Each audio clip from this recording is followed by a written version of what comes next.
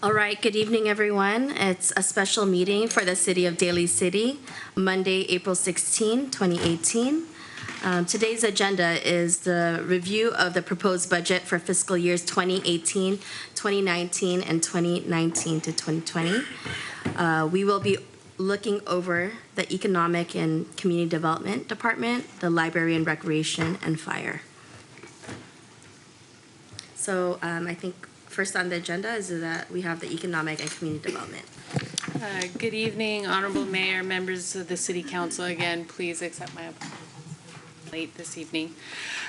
This evening, I'm very pleased to present to you the biennial budget for the Economic and Community Development Department. As you can see in the audience, I did bring backup, as I'm sure there'll be a lot of very specific questions about our program.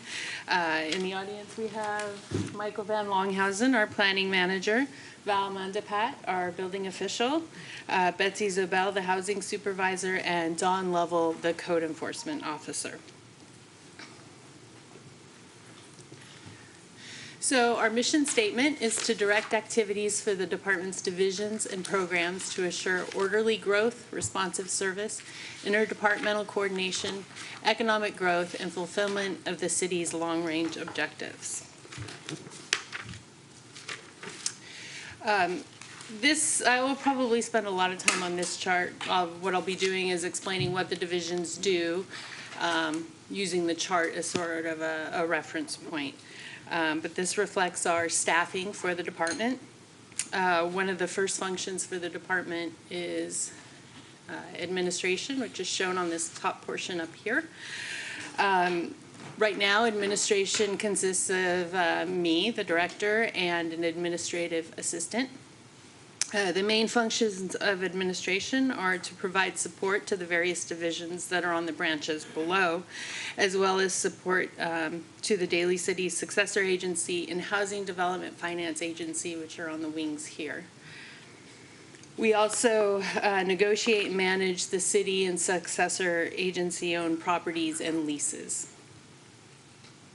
The first branch down below is our planning division. Currently, the planning division consists of one planning manager, 2 associate planners, and an office assistant. The planning division is responsible for land use development review, implementation of the general plan, specific plans, zoning ordinance, and design guidelines. They participate in regional and interagency planning activities, and they implement the requirements of the C3 Stormwater Municipal Regional Permit. Next to planning is housing and community development. This division consists of 3 employees. The housing and community development supervisor, the housing coordinator, and the community development specialist. And it's important to note that all the staff in that branch are not funded through the general fund, and that there are other sources of revenue that are funding their positions, including CDBG and the Housing Trust Fund. This division has, I think, expanded in their roles and responsibilities over the last few years. One of their primary responsibilities is to administer and ensure compliance with the federal housing and community development block grant programs, and it includes the Housing Rehabilitation Loan Program.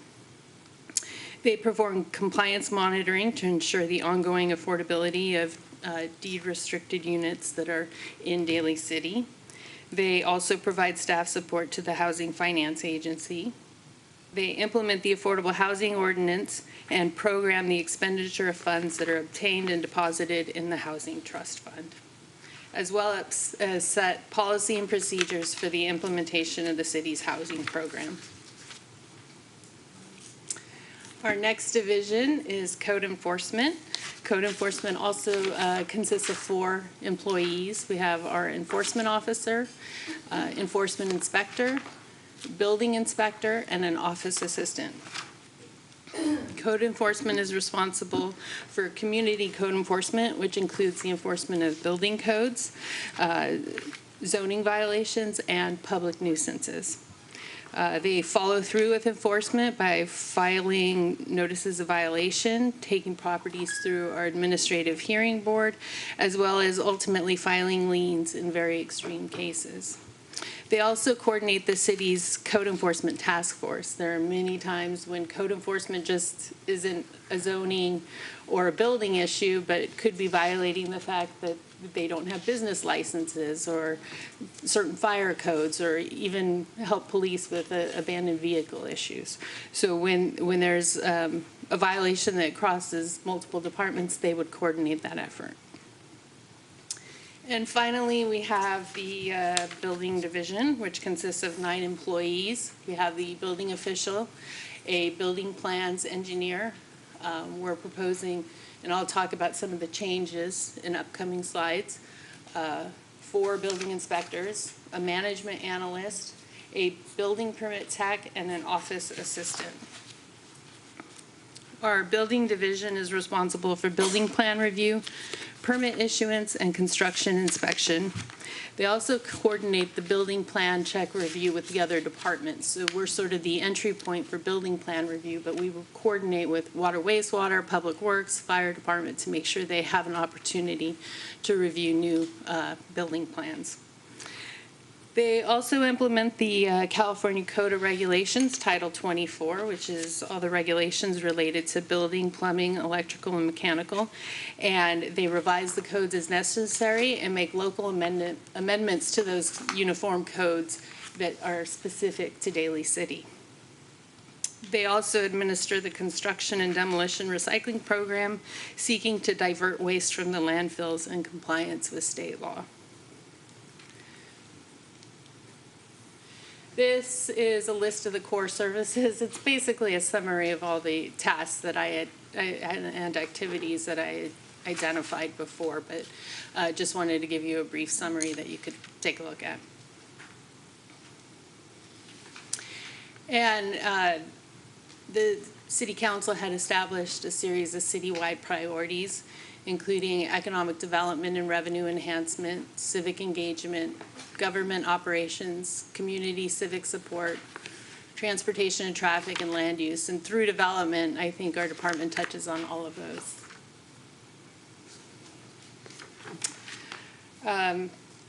So I think we've been very busy in the last couple of years. So I'm going to keep our accomplishments to some of the highlights, but I think we've been incredibly busy and have done quite a bit. But I want to go division by division and just kind of highlight a couple of things that have been accomplished.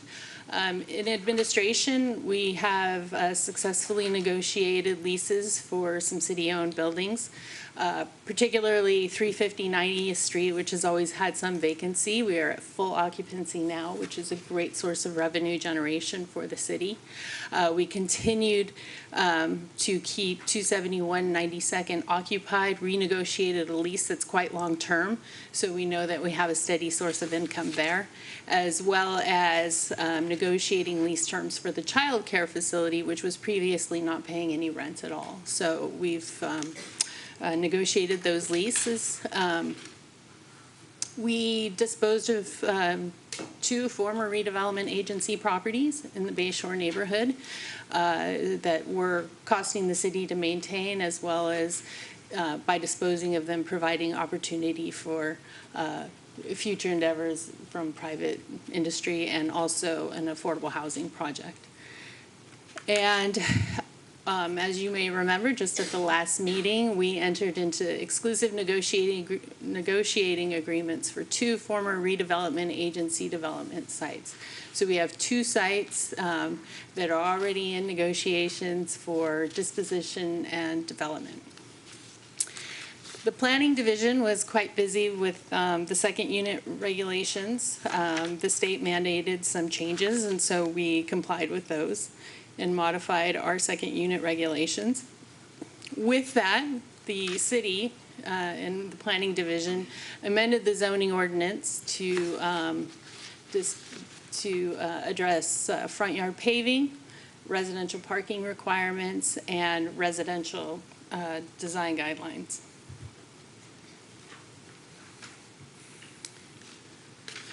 Our building division had the pleasure of adopting the new California Code of Regulations Title 24, which is no easy feat. It's several binders, and these are all new codes that our plan checkers and inspectors have to learn. And if that's not good enough, then in 2 years they get to do it all over again. So they did it in this fiscal year, or in this budget cycle, and they will be doing it again, as I'll touch on a little bit later. I think sometimes, we hear the building permit, we know that that's what they do, but I wanted to give you a sense of what kind of volume they're dealing with. In the last 2 years, they issued almost 4,000 building permits, almost 2,000 electrical permits, 1,300 mechanical permits, and 1,800 plumbing permits, as well as 302 photovoltaic permits. So there's a significant amount of volume that's happening in the building division. Code enforcement is another one of our volume divisions. So we know what they do and, in terms of types of things they work on, but I don't think it's understood how much they do. So in fiscal year 17, 1,433 code enforcement cases were opened. And these complaints can range from anything as simple as, the weeds being too tall to very extensive code enforcement issues where, you have dangerous living conditions and an unwilling property owner to fix them. But at the end of the day, we saw the resolution of 1,260 cases. To date, for fiscal year 18, we have 1,230 cases that were open, which, if you look at what time of year it is, we are set to exceed last year's number, with 1,052 of those cases resolved. And finally, housing.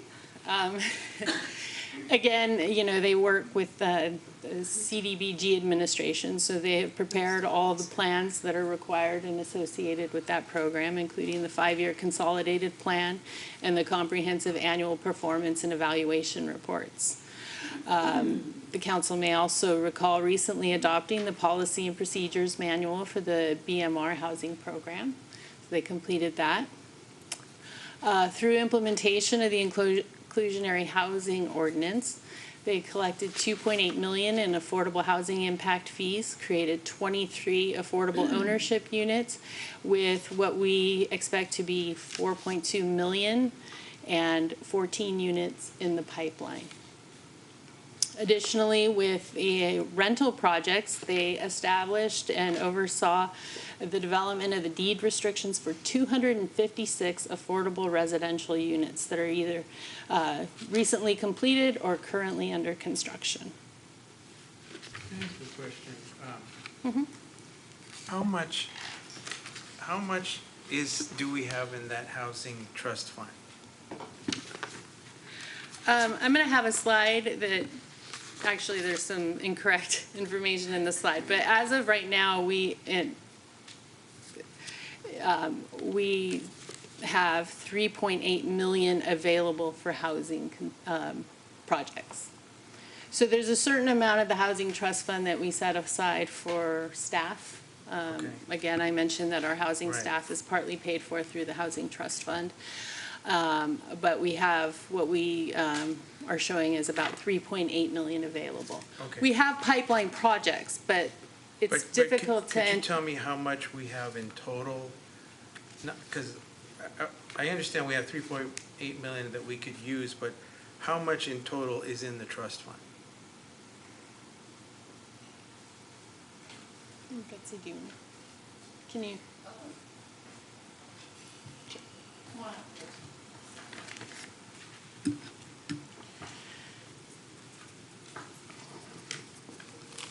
We have about when you add back into the 3.8 million, if you add back in, I think that we've allocated 4 years worth of HART membership dues, plus another set aside for administration for the next 3 or 4 years. It's about 4.5 million remaining.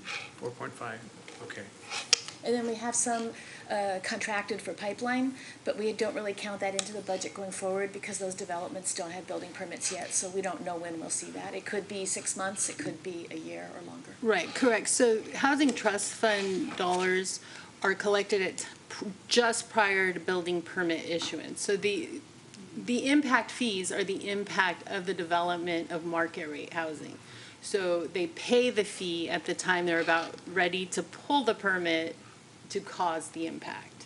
So even though we have negotiated, or not negotiated, but we have impact fees that we expect to collect that have maybe been suggested through the entitlement process, we haven't collected those fees yet because they haven't built. And sometimes developers can propose projects and choose not to build them or put them on the shelf. And so we don't know, we don't get the money until they're ready to build. But do you have a sense of how much the impact fees we're gonna be getting based on the current projects we have on the shelf? Right, we have 4.2 million that we're anticipating in the pipeline. Okay. But any of those projects, the market could change, they Sure. could decide not to build them. But it's 4.2 million that we expect, in addition to what we have. Okay. Thank you. So you mentioned earlier the disposal of the 2 redevelopment agency properties. And then so where, what did that equate to, and then where did those funds go? I could defer this to, I'll say what I understand it to be, and the finance director can interrupt me at any time. But the property sold, the city only got a portion of that. And the reason is because this was the sale of former redevelopment properties. So the monies for the sale of the property had to be distributed amongst the taxing entities that were foregoing the tax benefits while we had a redevelopment agency. So when we had a redevelopment agency, there were, the county, the school districts, the Community college district, they all the got a special piece of districts, that. like Bayshore Sanitation District, all the special districts get a percentage of the total. So we only get what our normal taxing, excuse me? Yeah, it's about 20% that we get out of the proceeds. And it's the same as with the property tax. When the property tax on every property in the city is collected, we don't get 100% of that. We get our piece of that, or about 20 cents on the dollar.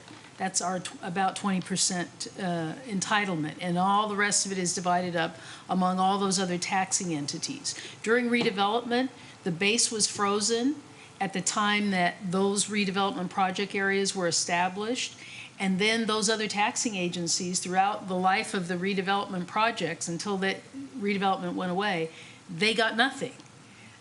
We got it all as tax increment to use for redevelopment purposes. So now that there is no redevelopment, as we dispose of these properties, the funds have to be distributed on the basis of our taxing percentage and what we are entitled to and what everybody else is entitled to. So we didn't get the whole amount. Which is 20%. We got It's about 20%. And so what's the amount? Okay, so the old library, I believe, sold for somewhere around $600,000. And the old fire station sold for $809,000, I believe. So, 1.4 million in combined, so we would have gotten 20% of that. And I believe that went to the general fund, so it wouldn't show up in the ECD budget. Okay.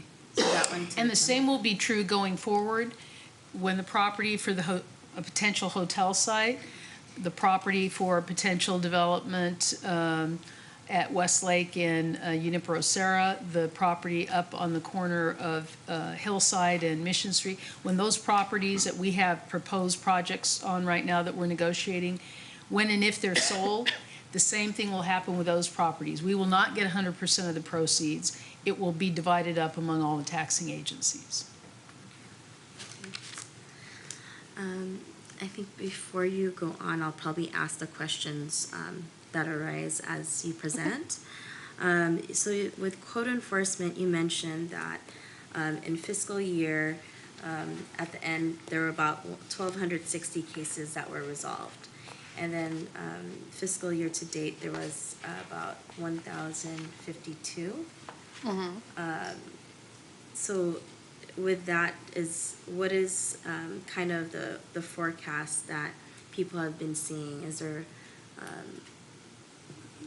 a need for more support staff, or like, seeing? Well, some of those, so we give timelines on enforcement. So some of them may just be open because they're not within the time period that they should be closed. So you'll never see, even with 100% success, you would never see those two numbers match. Because if somebody opened, when we prepared this slide, we opened that case, today as I present to you, they're within the time period that they could correct the violation. But we actually see a very high success rate and compliance rate.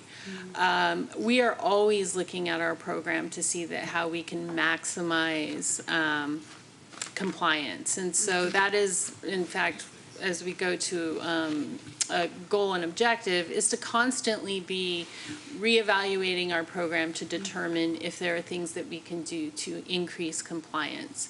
But one of the things we always have to balance with code enforcement is cost recovery, obviously. We don't want the burden of code enforcement to be on people who are law-abiding. We want the burden of code enforcement mostly to lie with the people who are causing the offense. But at the same time, sometimes taking fees from the people who have the offense can be a limiting factor on their ability to make the correction. So we're constantly in this back and forth and evaluating that. And so all I can say is that we continue that process, and we just, we have our code enforcement officer who works directly with our building official. I mean, they're constantly in one another's offices debating how that we can deliver a better program.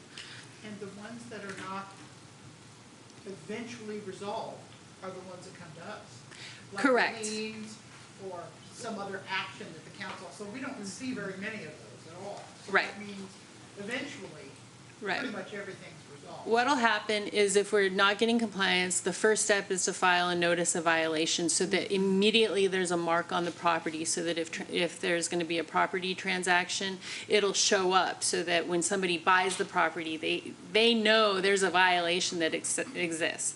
We still continue the code enforcement process even with a notice of violation on the property, and then that's when we would put them through the administrative appeals board where we can actually assess penalties. Up until this point, we are solely at a cost recovery model where we're just trying to make the money we're spending to try to bring these people into compliance. The administrative appeal process allows us to assess penalties as sort of a way to encourage them to want to make the corrections, because then you're looking at, the potential of a $10,000 penalty. So if, the repairs are less than $10,000, it's to your benefit to make those repairs. And then ultimately, and this does happen where you just have a non-responsive property owner, and we ultimately are forced to come to the council to place a lien on the property, in which case we only receive the funds at the time the property sells, or they refinance it, or they just choose to come in. So there are times where you have liens on properties that we don't see until years later.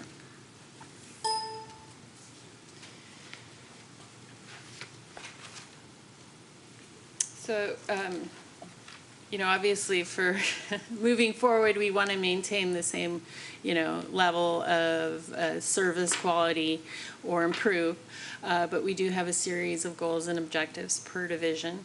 Administration, goal number 1 are disposition and development agreements for the 3 redevelopment properties. That is absolutely a primary goal for us. That is revenue from the property sales. Of course, obviously we'd only get 20%. It's the development of revenue generating development. It's that will have an ongoing revenue enhancement benefit. So that is absolutely the primary goal of the administration. Planning division, I know there's been a lot of talk about short-term rentals. That also has some revenue enhancement possibilities. If short-term rentals are approved and TOT applies, then that would be a source of revenue as well. However, the council may at some point decide that they may not want to allow them, but that's one of the items we'll be looking forward to in the next couple of years from planning. As well as one of the longstanding goals has been to establish zoning regulations for the commercial mixed use zoning designation for the urban corridors. We want to establish new zoning standards for Mission Street and Geneva Avenue. It's been on our list, so that's another thing we'd like to establish within the next couple of years. I did not put cannabis on here, and that's only because I know we have some upcoming meetings, and at this point, there's no absolute direction from the council as to whether we would regulate it or ban it. So, but should the council suggest regulation, that would absolutely be something the planning division would be involved in. The building division, again, hey, it's been 2 years, so why not? Let's do a new building code. So the idea there would be to adopt and implement it. Again, we do local amendments. So when they do the uniform codes, I think they're thinking of the state of California in general. So they're thinking ranch houses with larger lots. And obviously that's not what Daly City is. And so our building official has to get very creative with sometimes coming up with a local amendment that addresses what our housing and building stock is here. Also, we need to look at a streamlined permitting process for vehicle charging stations. We already have a streamlined process for photovoltaics, but we do need to look at vehicle charging station permitting procedures. And under, where would the front yard paving permits be under all this? Well, that would be an ongoing operation thing. We're already issuing, it's a plan, yes. Yeah, we are already issuing permits for front yard paving, so that's ongoing. This is prospectively, what's going to happen in the next 2 years. So the streamlined process for electric vehicles, charging stations, are you talking about, I don't have an electric car, so I mean, is it for residents, for businesses, for the city? This would be primarily for commercial. So if I have a commercial parking lot and I want to designate a block of spaces for vehicle charging stations, to have a streamlined permitting process for that. So that, you know, they don't have, essentially they won't be getting in line with all the other building permits, that they kind of get bumped up to the front of the line. And then for residences, do they have to have a permit to do that?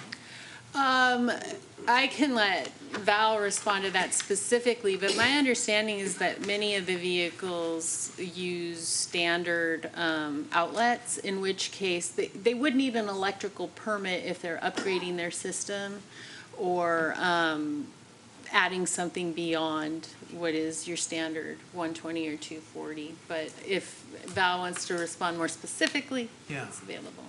I thought there was an option for some of these electric vehicle owners to upgrade, and I guess my question is, do they need to apply for a permit to do that? There have been several speculation how residential electric vehicle charging station can be approached. PG&E is also working on the idea of providing a separate electrical service because they're prorated at different rates. Now, for residential charging station, again, it depends. If you have a Tesla, that's a different structure by itself. Other electric vehicle charging station, they can go to regular outlets. Again, what Tatum Mother said was referring here was the commercial electric vehicle charging station, which is still under its infancy. We're still trying to figure out what regulations do we use. Is it the Green Building Code? If it's for regular commercial spaces, however, under accessibility requirements, it says specifically, if provided, you need to provide charging station for vehicles for the disabled individuals. So we are still trying to figure out even the state is also trying to figure out which regulations do we have to follow. However, the guideline is for commercial residential buildings such as multifamily dwelling, we have to go with the green building code. Now, with Serramonte Center, which was our trial, we had to enforce accessible parking or accessible charging station for electric van, which we still don't have. However, I was challenged hard on that. But I said, it's up to the regulations in Sacramento. You need to appeal that to them, not me, because it's combined with ADA, Accessible American with Disability Act versus Building Code. Our current accessibility regulation is based on federal standards. So just to give you a little idea what that means, that's the only section in the building code where a building official can be sued under federal law. The rest, we're immune. But Chapter 11B, yes, we can be challenged in court if we don't enforce it. Yeah, I have a question for you too. Anytime someone in their residence or garage or whatever is adding an additional outlet or running electricity someplace, they need a permit for that, right? That's correct, Yeah, yes. so if they don't have a charging station and they're running electricity to it and creating one, even though the plug may be the same, if they don't already have a plug there that's gonna fit, they're gonna need a permit to do that. Just, you don't want people running around with electricity that don't know what they're doing. That's correct. So then you are seeing an increase in that? We're seeing increase in electric charging station. Most of the time, it's upgrading the service to accommodate, let's say, currently the minimum requirement is 100 amperes. Some electric cars would like to have the high charging capacity, which would increase the amperage of the electric supply in the building. So most of the time, it's increasing to 150 amperes. The other question I had about electric charging stations is, are you allowed to charge, I understand you can charge while you're on your property, but can you run a line if your car is parked on the street? Can you use a charger connected to your electric car that's parked on the street? Good question. Again, that could also be a tripping hazard because Right. of, I would say, extension cords. Extension cords can only supply so much. It goes by the length. So the longer you go with an electric extension cord, the lesser it can provide.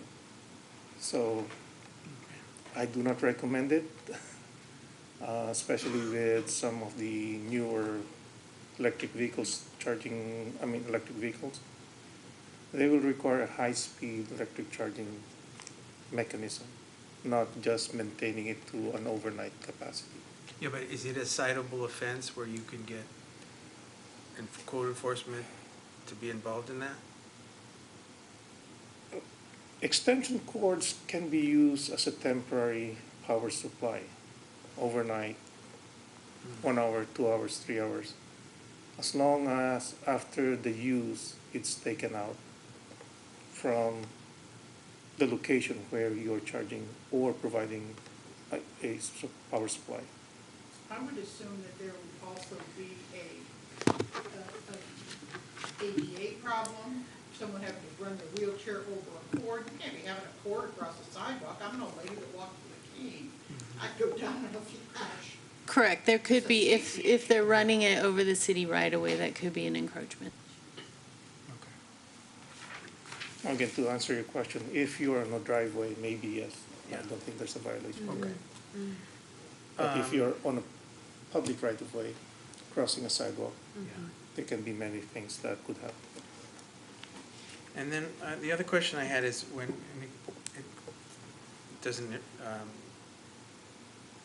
it comes to goals and objectives of the Planning Commission, I'm still hearing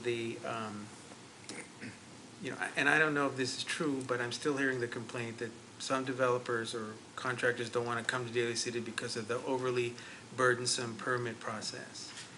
I guess my question is, has there been how do you go about revising or taking a look over of the regulations we have to see if any of them are either outdated, they've outlived their usefulness, they're more, you know, they cause an unfair impediment? Or is it where you just, as things come up, then you take a look at it? But has your department actually done sort of an overhaul to see if there are things we can do to change how we do business in the permit process in Daly City so that that kind of perception goes away? Well, first, we are enforcing a code that's adopted by the state. So the code is the code. No, okay. Sometimes there are interpretations that different jurisdictions could take that may be a little more stringent than others.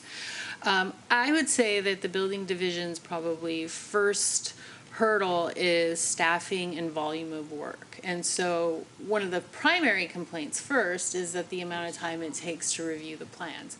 And that's simply a matter of people who are available to review the plans and the volume of work. When a plan comes in, they're put in line just like when you're at the grocery store.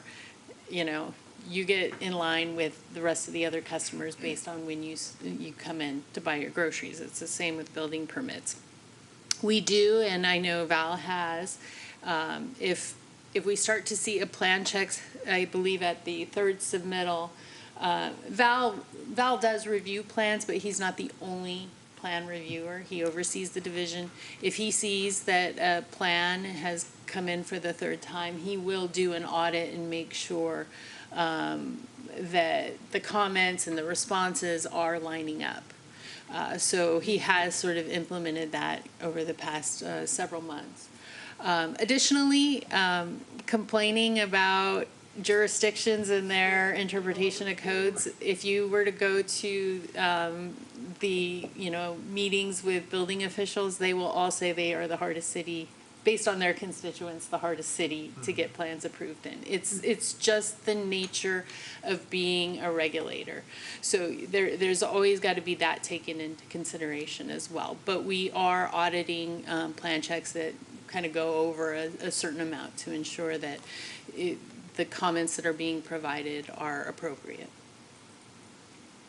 Okay. If I may add to the picture, I've always stated two contractors or designers back in 2007 when we adopted the international code. How do you design a 4-bedroom house in Daly City on a 25-foot wide lot? And they all scratched their head. Said that's the uniqueness, how we deal with it. So back then, I have consulted the city manager, city council then. We have a big problem with the new building code because we can only build 2-bedroom houses in Daly City if I cannot come up with a solution. So currently, our revision to the code can allow a 4-bedroom house, even if the windows do not open directly to a public way, because that's the regulation under current code. Bedroom windows should open directly to the public way or to a yard or to a court that leads directly to the public way. And we don't have that luxury. 25-foot lots makes it hard. Yeah. The lotting size in Daly City provides an obstacle on so many levels, but certainly with building code and having to build within a very tight envelope. We don't have the luxury of having open space that provides, access to a right-of-way from a back room. So there's creative things we have to do with area of refuge. That was a local amendment that was done maybe 2 code cycles away. So yeah, that's one of the things I was mentioning. When we adopt the code, we do have to do local amendments because otherwise nobody could build anything anymore. So we do have to look at that.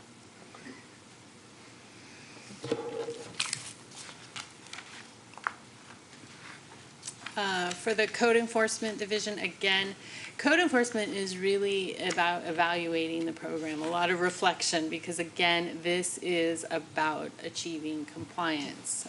In some cases, it may just be, the violation is unsightly, but in other situations, lack of compliance means that you have a dangerous situation. So improving our compliance rates is priority number 1, and so it's just about continuing to evaluate the program.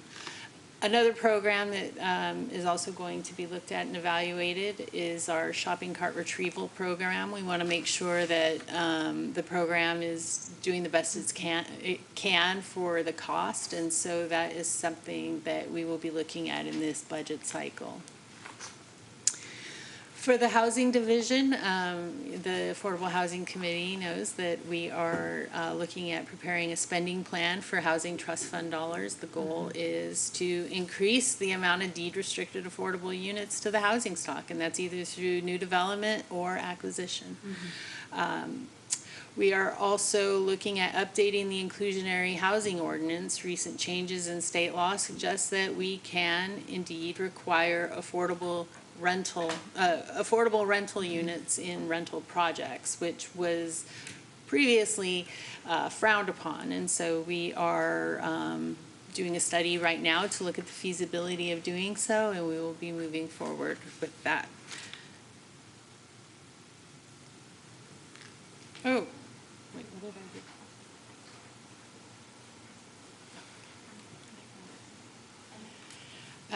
This is a slide where I talk about our significant changes for the next budget cycle. All three of the changes that we are recommending are all occurring in the building division.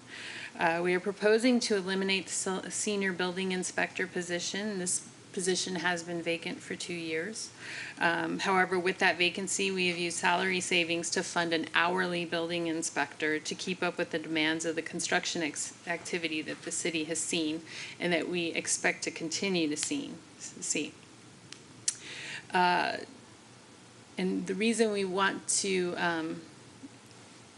change that hourly position to a permanent position would be to keep staff stability. I think that staff are more likely to stay and continue their good work if it's a full-time position with benefits. Additionally, though, we still have high enough volume that we think that there is opportunity to add another building inspector. So looking at adding 2 building inspectors at the elimination of the senior building inspector position.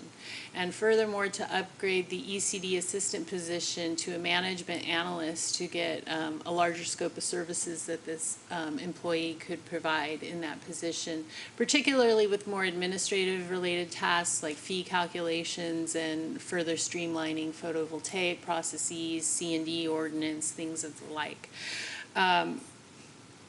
The building division budget supports this. So right now, the building division is past cost recovery. So the revenues for the building division exceed the cost of the delivery of service. Now, the council knows that fees are cost recovery. We can't charge more in our fees than the service that we're providing. And in this case, that is what's occurring, which means our staff is overburdened. We have way more work that we're putting out than we have the staff to accommodate that. So that is what we're proposing here, and the budget supports that. Have you seen, you mentioned earlier around retention and moving it into a full-time position. Have you seen a retention issue because it was hourly? Prior to the current hourly employee we have, we were actually using a outside consulting firm to provide staff, and absolutely in that case that was happening. The turnover was incredible. We were spending more time training staff than they were able to do the work. The current hourly employee has been with us now 2 years, and I mean, he hasn't said he's leaving, but I want to ensure that he doesn't. Now, it is a civil service position. He will have to apply and take the test, and we're hoping he's successful, but he does have certification, so I suspect that he will be able to rise to the occasion. But we do anticipate filling that position to maintain some level of stability.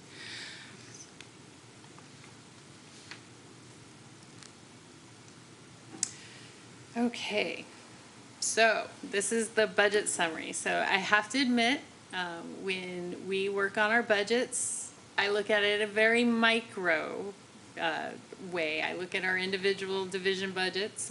This is a summary of the whole department, so this is a unique way for me to look at it as well.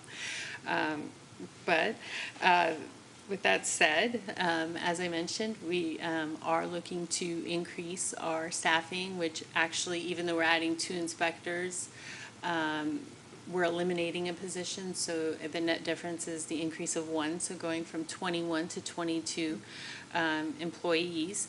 This is for the whole department. So again, this reflects the 3 housing division staff that are not on general fund, but they are full-time staff with the city.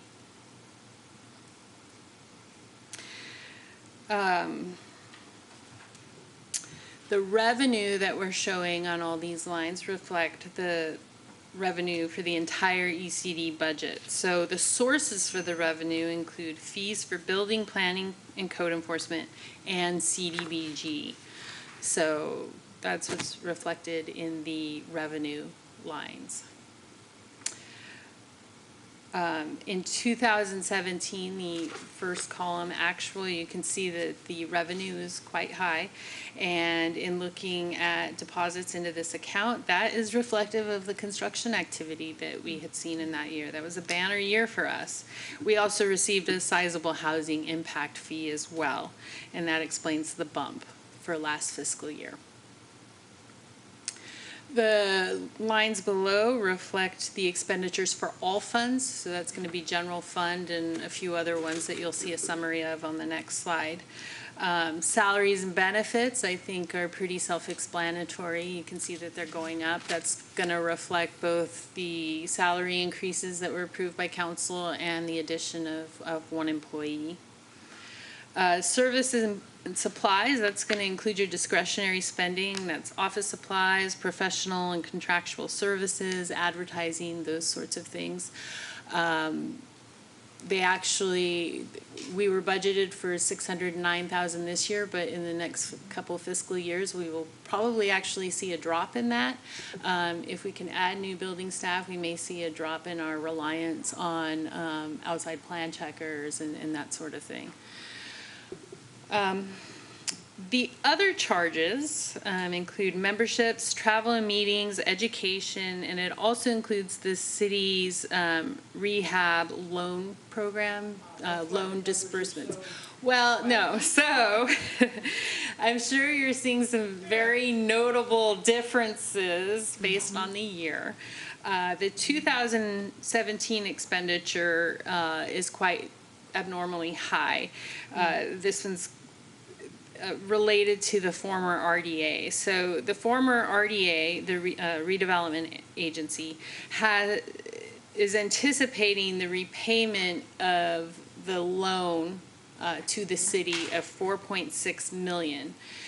But that's only occurring once we receive monies from the state. So it's really, and maybe, I don't know if the finance director wants to step in, but it's essentially an anticipated So it's considered to be a loans receivable. So it means it's not we don't consider it's a general fund revenue. As I presented to the council last week, it has become like a payable only when we get the entire amount, then the amount will be available.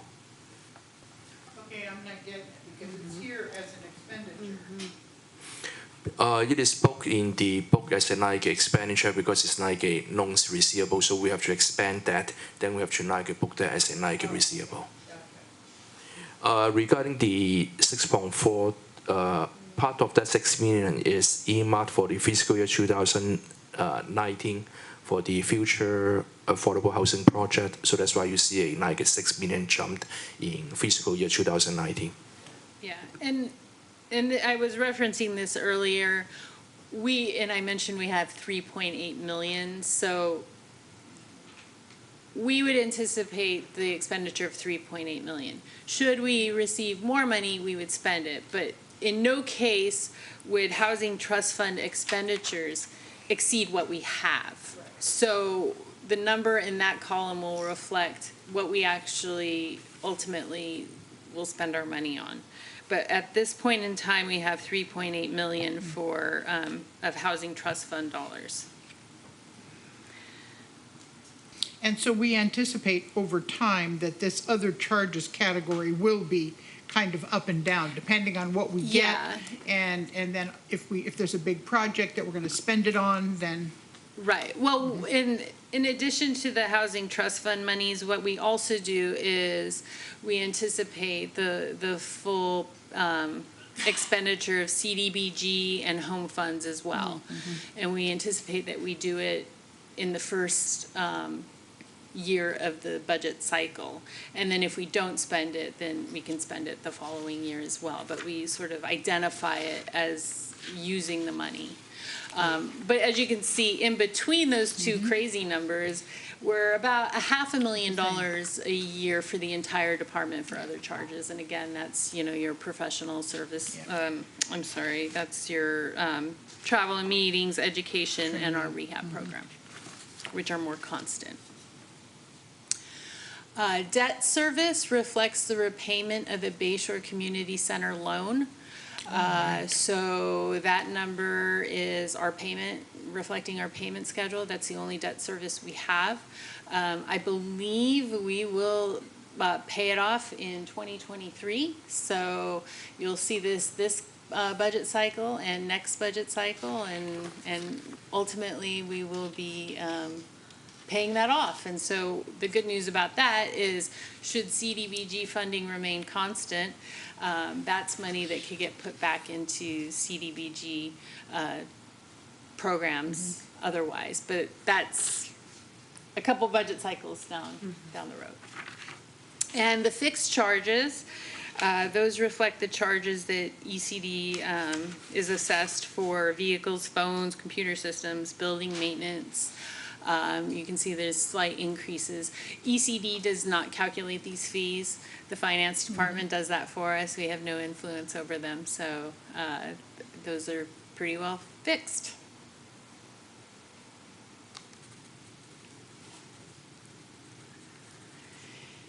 This slide reflects expenditures by fund. So they essentially break down the numbers you saw on the previous slide based on the fund. We have our general fund, which we're all familiar with. Fund 12 is the Housing Finance Agency. This reflects the Housing Trust Fund. Fund 18 is our Community Block Grant Program. Fund 28 is showing as grants. It mostly reflects our home program. And Fund 91 is the former redevelopment agency budget. That budget expires because of the dissolution of redevelopment, but it's just showing up to reflect the loan repayment for last fiscal year.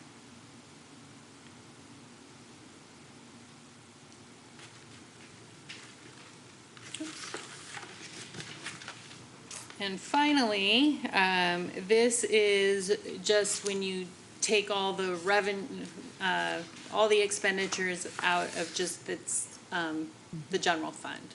And so the breakdowns are the same, the salaries and the benefits. The service and supplies are, as I described before, in terms of, the professional services and office supplies, that's in that category.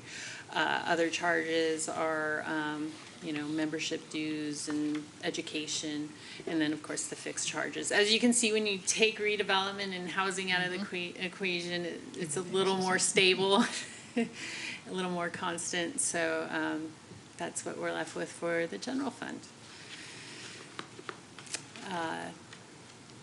That's it. That concludes my presentation. I have my colleagues here to answer any questions about program delivery, and I'm also here. Thank you very much for your presentation. And first and foremost, I want to say thank you to all of the staff in this department and all the hard work that you do for the City of Daly City. I do have a question. I know you mentioned this in the past around, at one point there was a staff that was specifically for economic development. And I just was wondering, and you mentioned to me that was like never filled. I think it's really important, as mentioned in the mission, around, having a focus on, our economic development and really pushing to thrive for a thriving one.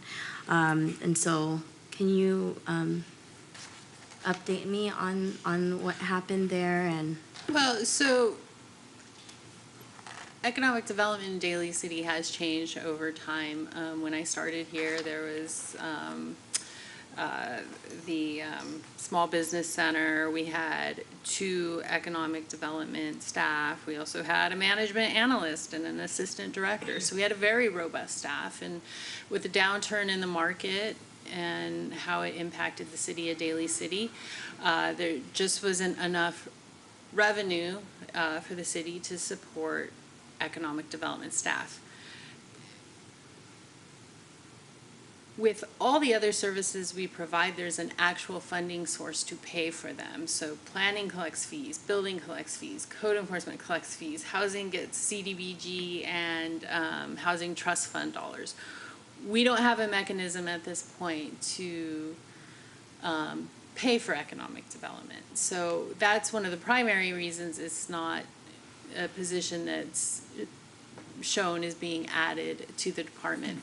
There is currently on the org chart no economic development positions in the city. It's not a vacancy. It doesn't exist anymore. It was eliminated 2 budget cycles ago. So there's no position to even fill. We would have to create one, and we don't have a revenue source to support that.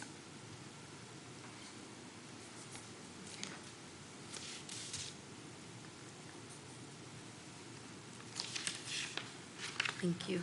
Are there any other Councilmember Sylvester? Thank you, Madam Mayor. I have about 11 questions. Okay. Some of them you've already answered, and I'll make note of them as I go through them. First of all, I just wanted to make a comment on the charging stations that I heard earlier.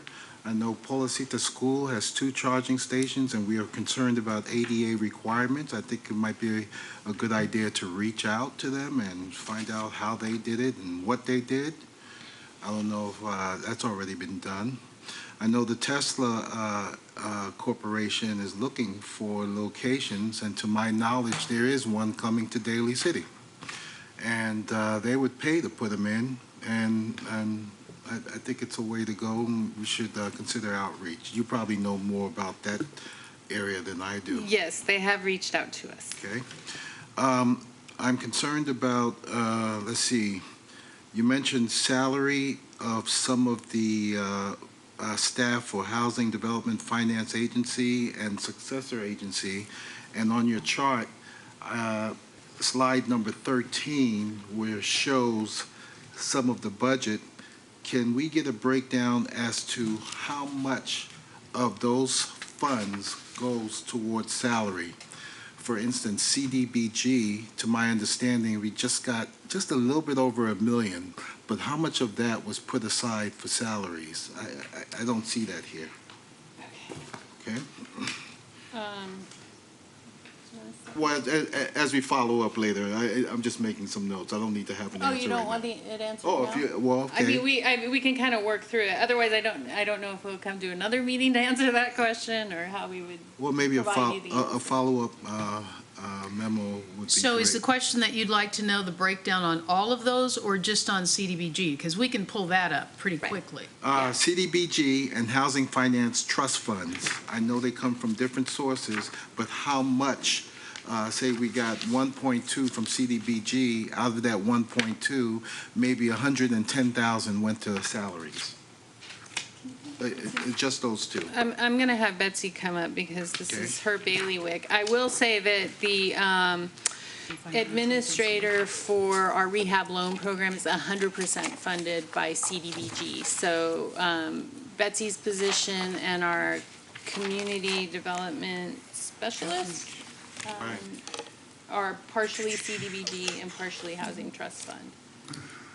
So our community development block grant budget, there's an admin budget that we're allowed to spend up to 20% of our grant amount plus our program income from the prior year.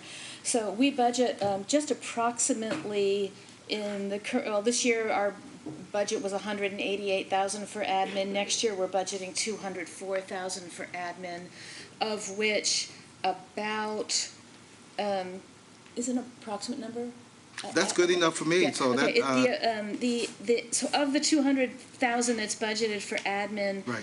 About 160 is salaries and benefits. Okay, so then if we reverse it, then That's a it's close. statutory, that's statutory under under the CDBG guidelines. Sure. That's what we're allowed to spend, and we Right. usually, we have always done that. But that tells me about how much we got from CDBG by just taking how much was taken used for admin.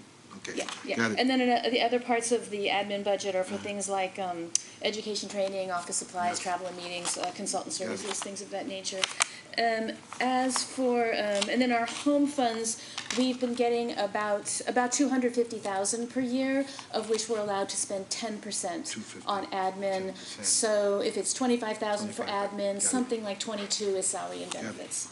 And then as for the Housing Development Finance Agency, we're looking at about, based on allocated salaries, next year, from the Housing Trust Fund, it'll be, let's see, 130, about 160,000 for salaries out of Housing Trust Fund.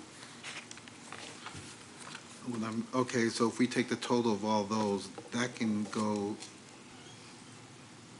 as a debit against salaries from the general fund. Am I correct? So that's correct. So, Thank you. so the time from the director and all the staff is allocated among those various sources of funds. So there's percentages of their time that are charged to Gotcha. those funds. The funds that we have just laid out for you don't fund, individual staff people full-time. It's just a percentage of their time that's charged to that. Thank you. Moving forward, and kind of allude to the Vice Mayor's statement about the perception here in Daly City about how difficult it is to get a permit, and I understand staffing is low. Moving forward in the future, is there any sort of outreach that is planned, either transparency to the community, developers, and let them know what we have and what's going on, especially if we want to put out RFPs? Or is it, I'm just worried about transparency and putting the information out to everyone. About RFPs? RFPs for potential land development, like say we have a piece of property. Well, we don't have any pieces of property except for housing. Okay, redevelopment land. Well- Like, go ahead. Well, we issued an RFP. Right. Or an and- RFQ, so Okay, and who would that go out to? we worked with Cosmont, who had a source of developers that they circulated that to, as well as over the course of the years while those sites sat vacant, we had multiple developers call with interest, and they were put on a list, and they also received a copy, as All right. well as publication on our website. There's opportunity sites that are listed on the website, so if anyone's interested in doing development, they can look on that site. But the number of sites that the city has control over, which are the former redevelopment sites, is very limited. Okay, Most development sites are privately owned property, and we don't control what goes on those sites. is Google, do they receive notification, folks from Silicon Valley to look at our properties? Yeah, Cosmont was advised to reach out to developers that were partner developers with tech industries. Thank you. All right, that's the outreach. Outsourcing of work, when do we outsource work to outside folks? That tends to me will create delays when I feel that perhaps we should hire additional staffs, because as we move forward, we want to stimulate development here in Daly City, but I've heard a lot about outsourcing. Actually, so I feel like we were, the building division particularly, and the planning division somewhat. So planning division moved completely away from outside staffing. We tried that model. It didn't work for us, and so that's why in the last budget cycle, we added a position. So planning is pretty much off that. The only time they use consulting services are for special consulting, not as a way to substitute an actual staff person, but maybe hiring a consultant that has expertise in a field to help us with amending a zoning ordinance or something to that effect. Building also, in the last budget cycle, heavily relied on outsourcing to some extent. We did that because we wanted to remain flexible and because we were sort of recovering from the downturn in the market. And so we wanted to have a flexible staffing arrangement so that if things went south again, that we didn't have an FTE we had to eliminate, but rather a contract.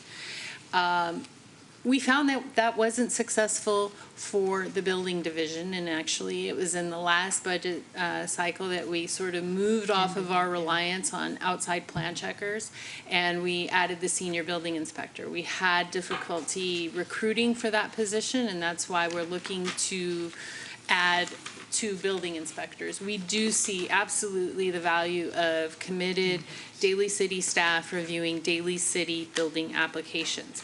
That being said, large projects, particularly probably these projects that are going to get proposed in on the former redevelopment sites, are typically bigger and more sophisticated and complex than we would deal with on a day-to-day in a day-to-day program. So the bread and butter, as much as we see a lot of exciting projects coming out of the ground, the bread and butter are the single-family additions, the new single-family homes. But larger commercial projects are very complicated. And so to keep the review process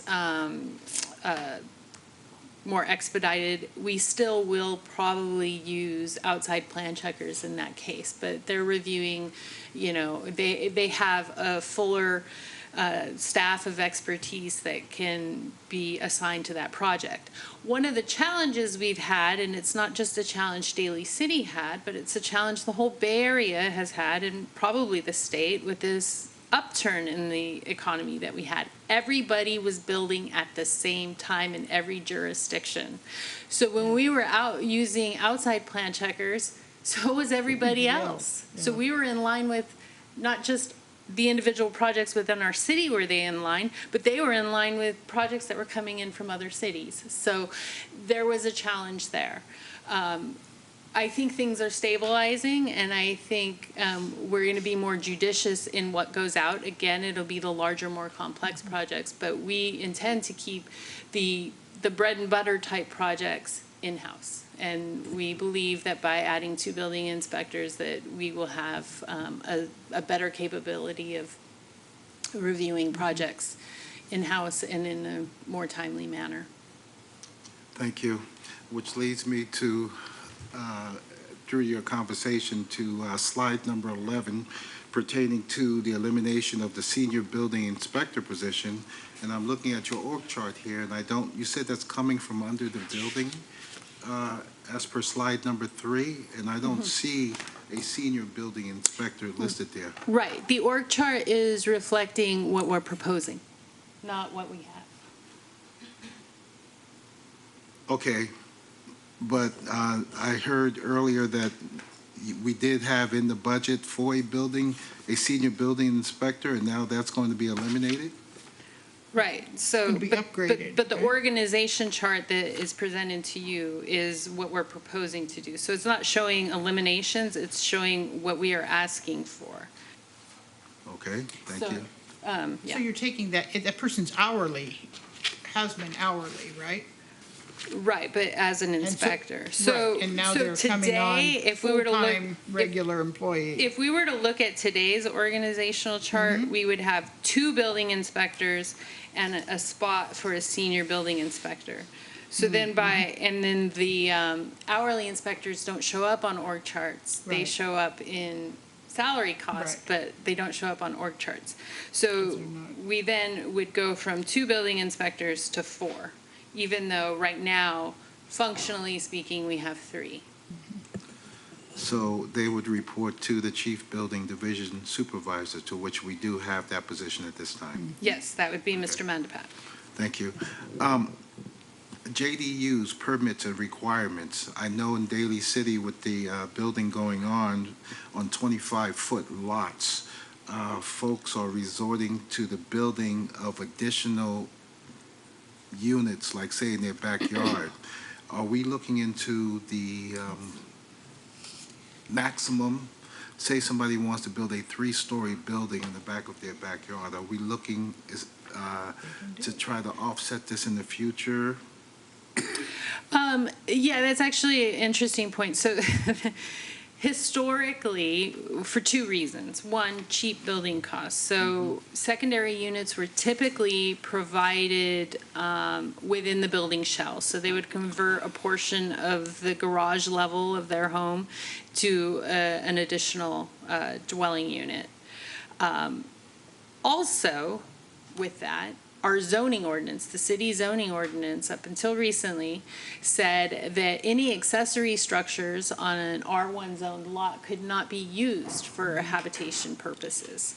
With the state law eliminated that restriction. So we can no longer not allow secondary units in the in detached structures. We're not seeing a super high volume at this point because, again, the cost of building a secondary unit within the envelope is a heck of a lot cheaper than building it detached. But that doesn't mean that we're not going to see more and that we haven't had a couple proposed. Right off the top of my head, though, I cannot tell you what the limitations are. My understanding is that in no case can they exceed 1,200 square feet, but I believe, and maybe Mike would want to step up, but I believe they are still held to the restriction of being no more than 50% of the habitable space of the primary unit. So there are size limitations that would apply. All setback requirements in the R1 zone would apply. So it does create an envelope, but sometimes when we get the building permit proposals, that's when you start to see what that animal looks like. Great. Question on that, follow-up on that. But even with the accessory building, if there was to build in your backyard, you still can't cover more than 55% of your lot. They are still subject to the Right, zoning and so standards. a small lot with a house already on it, you're not going to have much space that you can build in. And if you have a deck or something, that takes up space. That's part of the 55% that's used too. Right, they would have the setback requirements, they would have the lot coverage requirements. Admittedly, the height requirements could be problematic. All right. Did you want to? Our Because planning it's manager. the same height as a regular house, right? at Yeah, this that's point? right. We essentially treat 30. detached ADUs essentially like a building addition. Yeah. There's really no story limitation on them. But really, nobody's proposed anything like that. And just what's yet. the height? It's 30 feet in a 30 residential feet, zone. yeah. So it could be 3 stories. I have had conversations with Val. We have, so again, we've talked about the whole area of refuge. So the building code requires that if you have a rear-facing bedroom, that you have to be able to get to the right-of-way. Yeah. And obviously, that would pretty much halt any development in Daly City. So we had to come up with a local amendment. In Val's last code update, or maybe the one prior, we created a local amendment that said you had to maintain a 20-foot area of refuge in the backyard, which is actually exceeding what the rear setback is in the zoning ordinance. The zoning ordinance only requires a 10-foot rear setback. But in the event that you have to create rooms that have to have that area of refuge, technically then speaking, the building code is saying you have to have a setback of 20 feet. So Val has raised this concern with having these accessory dwelling structures and what their impact is on that area of refuge. Because we're talking about people being able to get out of a bedroom in case of a fire and be far enough away from the building to survive. Exactly. Yeah, okay. If your fence is only 10 feet away Oof, from a you're a burning goner. building, that's not safe. So that area was increased. And so obviously when we look at accessory structures, we have to maintain that. But in no way does the new secondary unit ordinance trump life safety code requirements. But it is something that we will see more of and have to manage. Great. Thank you so much. I have one last, and you've already answered that, Ms. Mothershead, and that's cost recovery. I question the cost recovery if we've not only ECD but gone through the entire city and considered cost recovery and everything, but answering it for ECD and that we're way over, that's good information to know. And I know we're right on board, and the fees that we charge folks, they may seem excessive to some, but it's just cost recovery. We're not making any money out of it. Thank you very much. Great presentation, and I enjoyed getting all your stats for this past year. Thank you. Thank you. Thank you very much. Are there any other comments? Okay. Thank you. Thank you very much. I do have one. Given what you mentioned earlier around having no staff person with economic development, and 2 years ago that position was eliminated, I have a question around, so where does where does it lie? Like, who takes care of that? I think, we all understand where we're at, the quandary we're at around needing more revenue in the city. And just looking forward, I'd like to know who handles that now, and if we can be forward thinking in the future. Hopefully we do gain more revenue. I think it's important for us to have someone really focus on this so that we have sustainability, we have a more robust economic.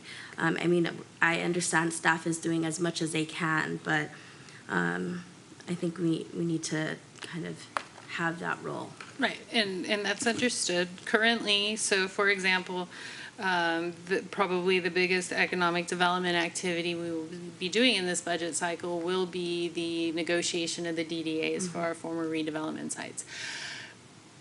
I will be taking a lead role in that, so that becomes a piece that I do as the director. Now, typically in other jurisdictions and in other situations, there would be a staff person, and in this case, we don't have that, and so that is something that I will take on with, when I can, the assistance of various staff, depending on what the activity is. But that's why what we can provide is somewhat limited. Providing somebody dedicated to economic development is a general fund policy question for the council, and whether or not they want to take general fund dollars from somewhere, and that's not my decision to make, and if they want to create that position. I would expect that a position of that caliber would, be a general fund setback of $150,000 to $200,000 a year, and that's just the salary. that's probably and Then you've got we'll the let Lawrence pension toss and that the- out, and to what level we want to staff that position. Is it is what level of sophistication are we looking for? I hear that, and I Right. think sometimes we have to look beyond like what $150,000 will do, if it will yield us a staff person that's able to really focus on economic development and build partnerships, look at all these other pieces. And so I'm not saying that that's where we're directed. I hope that in the future we do gain more revenue and whatnot. I will say that I saw the planning division's goals and objectives around establishing zoning and regulations for commercial mixed-use zoning for urban corridors. I think that's, definitely the right direction in which, looking at these areas of where we can build this local economic development and how we can assess areas in which we can build this economic power for our local residents, local businesses, and provide opportunities is great. I see that in the objectives. I support that, and hopefully with that we can, get more economic development that is so needed, right? We know that it's needed, and I'm saying thank you for all the effort that the staff has done. I'm just trying to see what we can do moving forward. Yeah, no, and I do appreciate that. I know it's something that's a goal that's held close to the council's heart, and I totally acknowledge that. It's just, economic development doesn't have the same cost recovery as some of the other programs.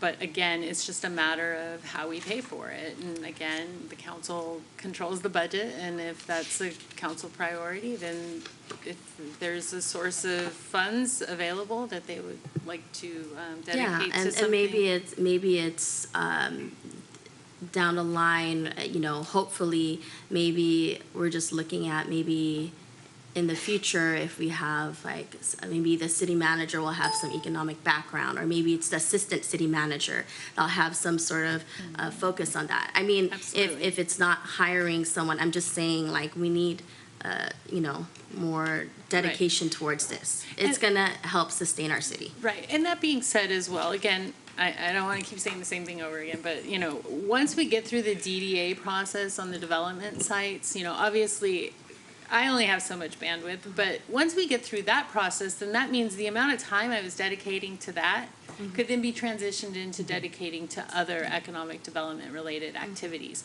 So I think what we need to do is just be clear that right now the priority are these development projects, because they will be yielding sales tax revenue and maybe perhaps even enough to fund a position, but that being said, even the time that it took to deal with that, it then frees up. And so after those DDAs are negotiated and the properties are sold and the buildings are built, then the time that I spent on that, I could be spending on additional economic development activities. Great, thank you. So I might add one other thing. I think before the council thinks in terms of just adding an economic development position, I think what would be really relevant for Daly City going forward is that you spend some money to hire a consultant to assist with developing an economic development strategy, because then you have a roadmap for the kinds of things that potentially when you hire staff that they could be working on. Just hiring a staff person and saying, go do economic development is not really going to be very productive initially because they're not going to know Daly City really well. They're not going to know, well, what are the priorities for the council? But if the council, as part of a longer view towards what do we do to build financial sustainability, look at developing an economic development strategy, then potentially hire a staff person to help implement what those strategies are. And in fact, just recently I was reviewing an economic development strategy that plan that was developed by Cosmont and Associates for another city. And it was an outstanding economic development strategy. I mean, it laid out what the entire city, the opportunities, the things that they should be looking for, what kind of businesses, and I mean, a whole lot of information that then for staff who are trained to do economic development, then they have a roadmap to then say, okay, so here's what the council has approved in terms of an economic development strategy. Now, this person gets hired, now it's my job to begin to implement these various strategies in the city. So I think because we haven't had that kind of focus, that it would be money well spent to hire someone to help work with the staff to develop that strategy so that when you can afford to hire someone, then you know exactly what you're going to be going after and what you're going to target. Thank you for that. I have a question then. That would be, I think, something that I hope me and my colleagues could look into around a strategy. So when was the last time Daly City had an economic development strategy, and have we done that in the past? So excuse me. So we haven't had an economic development strategy per se. However, when we established the redevelopment project areas that used to exist in Daly City, those had a very real strategy for how we were going to target redevelopment in those areas and what the benefits were going to yield and how we were going to go about doing that. So is there any way much of the development along Junipero Serra, that was all part of the economic development strategy we had there, because 25 years ago where DC Station is now, it was nothing. It was a dirt field. So the strategy that we put together when we created the redevelopment project area said, here's what we'd like to see. We'd like this commercial corridor there. Out of that came more specific ideas when DC Station or Pacific Plaza was developed, and then there was a broader vision to include a hotel and to include a commercial building on the corner. So it evolved out of that. We've done work up on Mission Street to look at the entire Mission Street corridor and what the future should look like for that. And as businesses and properties turn over, what would be more economically viable development along that strip. So we have planning documents that the staff have put together in conjunction with outside consultants to look at these things. So it has been something that we've done, but in recent times, and there's been a big shift. Since the downturn in the economy, there's been a big shift in development here. Now we're coming back with trying to get those redevelopment parcels sold so that those will become viable parcels. And then it would be time to really focus on the broader economic development strategy and things you want for the Mission Street corridor and for other areas of the city. Thank you. I think I asked for the Mission Corridor study in the past. If you could forward it, I don't know. Yeah. And so. Because some of that planning we did was huge. I mean, it was like a big old package of stuff. Yeah, It we might be spent a lot something of that time. you want to set on the table upstairs for people to come in and look at. It wouldn't be something you'd be able to have. Remember when To be clear, are we referencing the 2008 design charrette? Is that? that's one of the things. That's what you're Yeah, suggesting? Yeah, that that's one was one of the huge. documents. Okay. Yeah. Okay. But wasn't the original redevelopment agency plans were in the 70s? Those are from the 70s. Yeah. Time has changed. Yes. So a lot of. Well, except Bayshore wasn't. Bayshore No, was not Bayshore the was 70s. 1999. 99, exactly. yeah. So Still a while ago, yeah. but. Oh, and actually, that being said, in the Bayshore, the city has recently submitted interest in establishing a opportunity zone, and this is a federal program that would allow developers to defer or eliminate federal taxes on capital gains. And so the federal government is looking at lower income census tracts and potentially applying these zones. And so I submitted an interest in doing so. The county has census tracts that are deemed like essentially guaranteed to be in the program, but there's a finite amount of census tracts that can be, and the county is willing to forego one of their designated census tracts for the Bayshore one, because the county is interested in building, or redeveloping the Midway Village site. So that's another thing that we're looking at, and with the Cow Palace there, if we can further incentivize getting development out there, that might be one of the strategies. It's a very new program, and it's, sort of a low level, like, kind of commitment or interest in it, but, that's one of the opportunities that, when we see it, we kind of. That's great. I know that at one point, I think, one of the areas that was designated by the governor was the Bayshore area and the Cow Palace area. And so you're saying they have not finalized the list, and why is San Mateo trading one of their sites? Is the list not finalized? I know that he recommended that area that you mentioned around Bayshore and Cow Palace. And so is it not released, the finalized opportunity zones? Oh, okay. But having the county step up and show their support for Yeah. our census So Track support. versus one of their guaranteed ones goes a It's long way. basically they're supporting the census Right. tract that. Right, and it's, I think, to support the fact that It helps their project. exactly, I think because, it- yeah. But I think there are definitely exciting opportunities that are long overdue in the Bay Shore. You know, we understand that we've heard many times that residents have been wanting to have a larger grocery store, all of these amenities that are far, from them all the way across on some side of Daly City. And so hopefully that this does provide real opportunity down the line. Right, and the incentives come at the federal level rather than the local level. Exactly. Any incentives we provide are sort of And- taking away the economic benefit. Exactly. So something to add on the docket, hopefully, in a positive way. Okay, thank you so much for your presentation and your time, and we appreciate it. All right, thank you.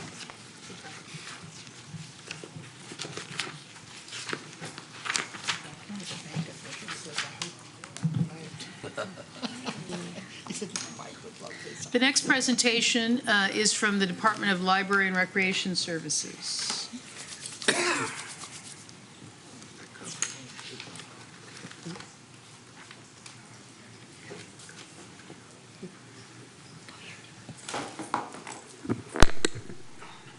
Good evening, Madam Mayor and members of the City Council. It's a pleasure to be here with you this evening. Before I get started, I want to recognize a couple of people that are extending their evening today. That includes our President of the Library Board of Trustees, Bill Lex, Trustee Patricia De Vera, our Account Clerk, Ann Williams, Recreation Services Manager, Denise Brown, Library Services Manager, Shayla Anderson, and our librarian too, Jessica Diaz, who you probably see all over the city, but primarily at John Daly Library and Bayshore Library. All right, let's dive into it. Starting off with our mission statement.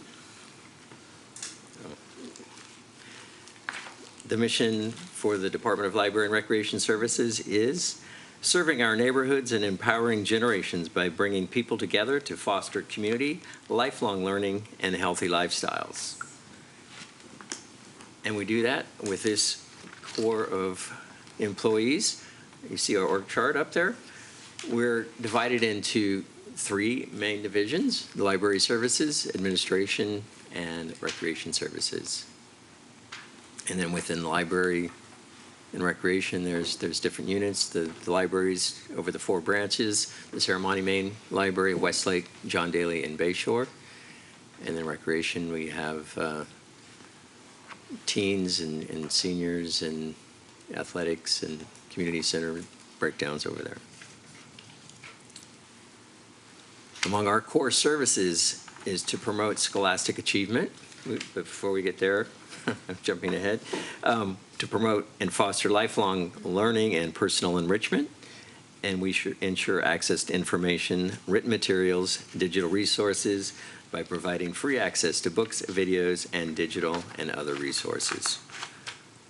Our other core service, I jumped ahead there, was to promote youth scholastic achievement and to deliver structured and self-directed educational programs and resources, promote literacy, reading, and learning to facilitate school readiness and early education academic success.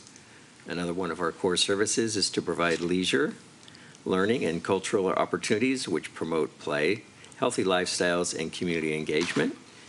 And we provide structured and self-directed events, classes, programs, activities, and sports leagues to promote wellness and lifelong learning for all age groups and develop social and team skills and direct children and teens toward positive lifestyle choices. We do that with seniors too. Another core service of ours is to prevent isolation and promote the vibrancy of the senior and disabled adult community. And so we deliver programs for adults over 50 and adults with disabilities. We provide wellness and enrichment activities, nutrition programs, and offer engagement opportunities through volunteerism to prevent isolation, encourage social interaction, and promote active lifestyles.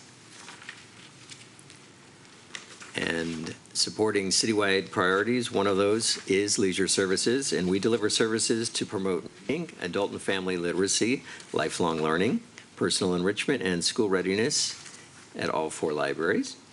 We also provide high-speed wireless and computer workstation and internet access at all four libraries, the fastest internet connections you're going to get in Daly City. We also provide instruction in the use of electronic resources and research options.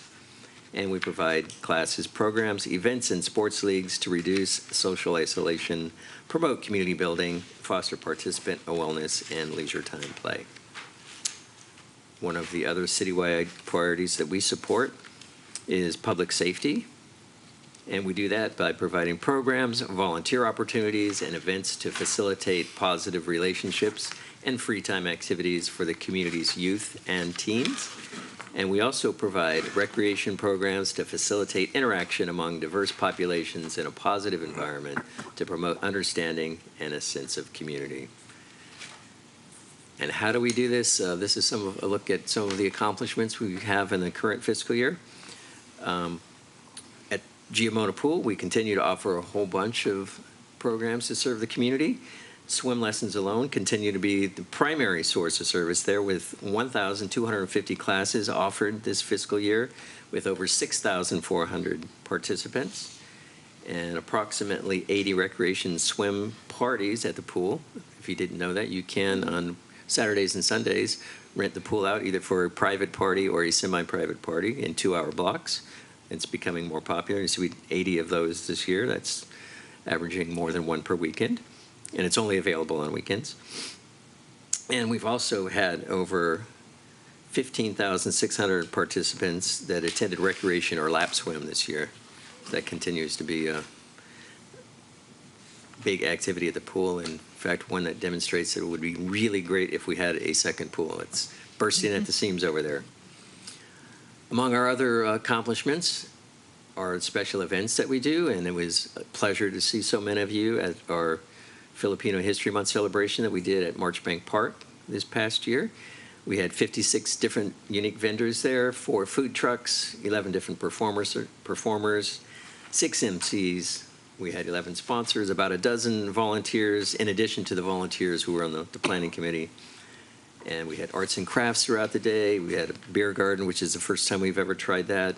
And we are estimated we had roughly 2,000 people in attendance, which is by far the greatest attendance we've had at any of our cultural celebrations. And we hope to duplicate that and maybe increase that this year. We also provide services for active adults, and this is a huge number. We served, like McDonald's almost, 38,027 meals last year through the Congregate Nutrition Program, and that's meals prepared right in-house at the Dolger Senior Center, served in the cafe there, but we also transport 60 to 80 meals a day over to the Lincoln Community Center where they enjoy them there. Another big number that jumps out is that our seniors logged over 44,000 hours of volunteer service, and that's between War Memorial at Dolger Senior Center and the Lincoln Park Community Center. We have a very active group of seniors that like to volunteer. Active adults, again, we had our very first Active Adult Senior Fitness and Resource Fair. That was in May. We're going to do it again next month. The first one was a huge success. We had a very long line at the door before we even opened up. In the end, we had about 400 seniors that participated that day. We had 30 different vendors. We had free health screenings and fitness demonstrations, along with a lot of audience participation. And we also, on the senior side, we collaborate quite closely with the supporters of the Dolger Senior Center, Inc., the nonprofit. We assist them with the crab feed and the Mother's Day tea, Independence Day Festival, and the Fall Festival. Last year, they also did their 35th anniversary special dinner. And then on the youth and teen side of things, we had just this past basketball season, which just wrapped up, we had over 1,000 kids that played in the Daly City Youth Recreation Basketball League. They participated on 113 teams, and that was coached by volunteers, more than 150 coaching those 113 teams. And we also have our volunteen leadership program. And those youth last year logged almost 20,000 hours of community service. Most of those hours they log over the summertime when they're not in school. They're helping out, and it's teens 14 to 18, that they're starting to outgrow the summer programs, but they want to stay and help. And so a lot of those help with our summer youth recreation programs. And we had about 3,100 kids last year participating in our various programs during the summer. And we're about 6 or 7 weeks away from launching our summer for 2018, and probably will have equally big numbers. On the library side, the library is also hosting lots of activities for children and teens, about 889 of them last year. They also do half a dozen of weekly story times, and they have the after-school zone, the Idea Lab, STEAM programs, and summer learning events. Last year, 11,957 young residents participated in library programs last year. And one of the hallmark events for the library is the summer learning program, formerly known as the summer reading program. It's much more than just reading. And last year, we had 8,126 youth registered, and those are the ones who come in and fill out the forms and make their pledges. Of those, 1,236 successfully completed the program, which relatively small percentage, but a pretty big number. Kids have a lot of things to do over the summer, and getting 1,236 to complete the program, I think, is pretty impressive, and the most we've ever done. And in fact, about double what we had done in the not-too-distant past. And our libraries welcomed 362,693 visitors over the 4 branches last year, and almost 4,000 people got new library cards for the first time. And we loaned over 400,000 items, physical items, and about 30,000, a little over 30,000 digital items. And at our libraries, people logged on for 62,357 free public computer sessions. And the growing number of people showing up self-contained at our libraries, like I mentioned earlier, we have the fastest internet connections for the public that you will find around.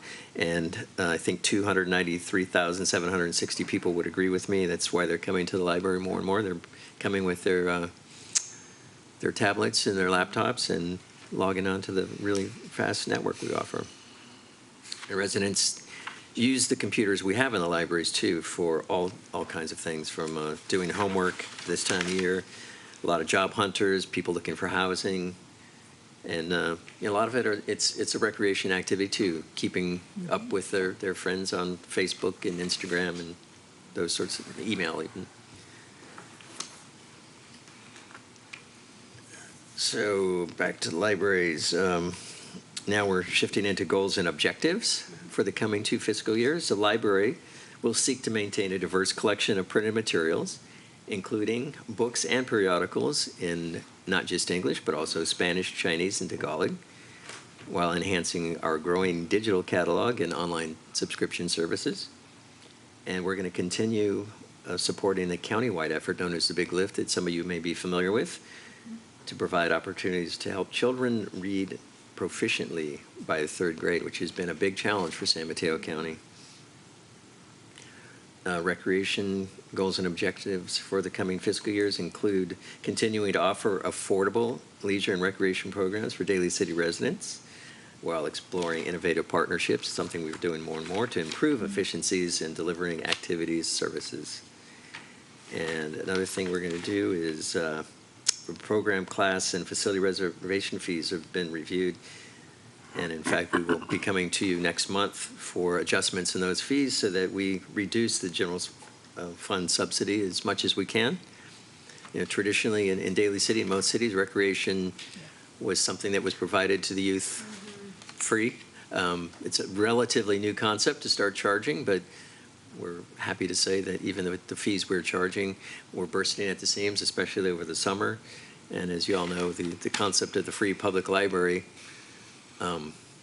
we don't charge fees for libraries, nor does any other library in the United States. It's a free public library. So that's not ever going to be a big source of revenue, but it's certainly an important asset for any community. And significant changes, you know, a lot of it status quo, kind of holding on through these rough economic times, but it looks like we will lose one full-time position in recreation. And as I mentioned, the program, class, and facility reservation fees will likely be increased for the coming fiscal years. Now to the fun part. Any questions so far before we get into the? Yeah, so when you said that you're going to be coming up to us and you're going to, because you're going to increase some of the fees, do you have any idea how much percentage you're going to be increasing them by? Yes, I don't have it right in front of me, but, so our swim lessons classes, what, we're looking at our cost plus what the going rate is across the county, and we're pretty close to the bottom right now in terms of what we're charging, so we're going to, I think, off the top of my head, we're going to go from $53 for a swim session up to $60. The after-school program, I believe we're raising $5 a month. On some of the facilities, and you'll have a very detailed report on May 14th at your council meeting. Nothing huge, just slight adjustments. And some of our, especially on the facility rental fees, haven't been adjusted for 7 years. So just kind of, as our costs are increasing, and the going rate for these things around the area are increasing. We want to kind of, we don't need to be at the top of the market, but we don't want to be at the very bottom either, because then people start, we get more and more people from outside of Daly City coming here because they can rent our facilities cheaper than they can in their own cities, so. And then I had a question about the use of the pool for the dolphins. Yes. Is that coming up again? Has that been settled? We are holding the line there. We've got a current agreement that will come up again in the next fiscal year. We actually, if you recall, they were paying more than they could afford, and they were on the brink of bankruptcy. Recognizing that, we brought the fees down to where it hurts, but it's not going to drive them under. So they're sustaining, and we're happy with the relationship now, and we'll look at that again next fiscal year, yes. Okay, and then what about the relationship with the Westlake School?